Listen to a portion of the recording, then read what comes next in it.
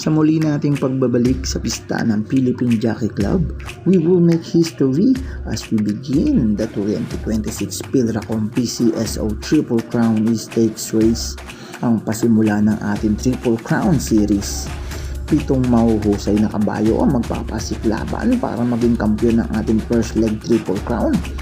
Maitawid kaya ni Bermuda Triangle ang kanyang undefeated win streak laban sa home court advantage ni Isabel, o makaulit ng panalo si Black Eagle?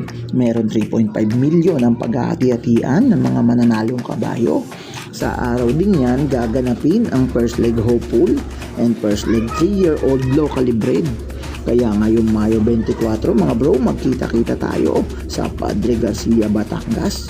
Huwag natin palalampasin ang mga magagandang pakarerang inihain sa atin ni PJC. Ang inaabangan ng lahat na 2026 Philracom PCSO First Leg Triple Crown Stake Race ay nasa atin ng harapan. Dito ang number 1 horse na si Black Eagle na gagabayan ni CP Henson na siyang nanalo nung nakaraang Road to Triple Crown. Maulit niya kaya ang kanyang ginawang impressive win? O mapatunayan ni Bermuda Triangle na siya ay undefeated sa paggagabay ni JRA Guse? Nandito rin naman si Isabel na may home court advantage na gagabayan ni JB Hernandez.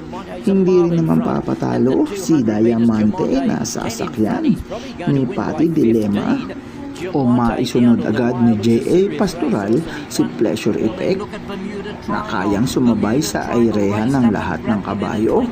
Hindi naman papayag ang ating El Maestro na dadalhin ang kabayong si Everest na hindi niya maipanalo ang laban na to. Nandyan din naman si JR De Ocampo na isang buenas na hinete na sasakyan ang kabayong si Fairfield. Diyan mga bro, makikita natin ang mga kalahok sa ating first leg Triple Crown Stakes Race. So kayo, meron na ba kayong napupusuan kung kanino kayo didiin at sino ang inyong gagawing pamprimera?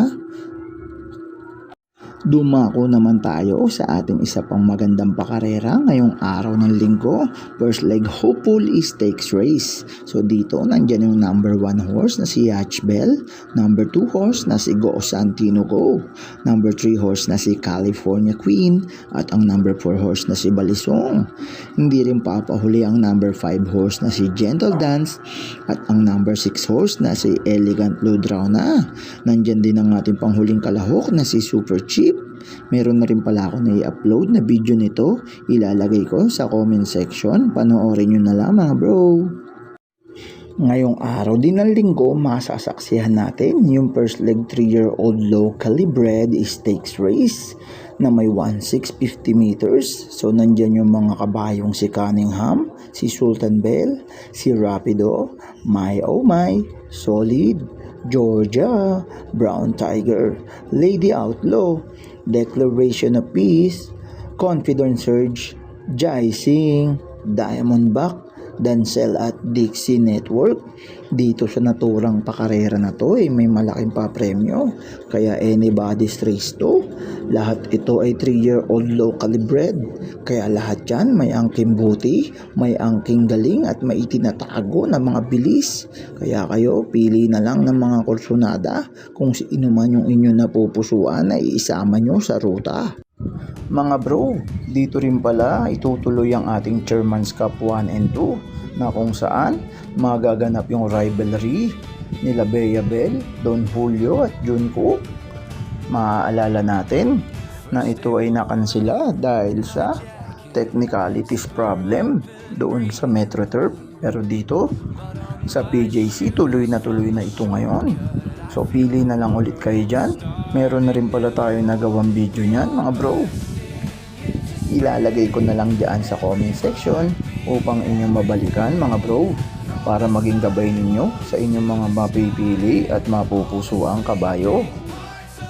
Ang ating Chairman's Cup 2 na paglalaban-labanan nila Midnight Belt, King James, Marbles Maxine, Swift Andre, Primavera, Houdini, Singa Newsong at High Dollar ay matutuloy pa rin dito sa pakarera ng PJC. Maganda rin ang nakaabang na lineup sa atin dyan. Kaya patuloy lang sa pagpili. Isama nyo yung mga kursunada nyo. Yung alam nyo lamang sa pista ng PJC. Malamang sa malamang sila yung manalo. Kaya pili na lamang kayo dyan mga bro. Muli, ito ang inyong Easy Win Racing by Boss Bro na nagpapasalamat sa patuloy niyong pagtangkilik. Patuloy po tayo magparami mga Boss Bro. Sa susunod na giya ulit, tayo magsama-sama.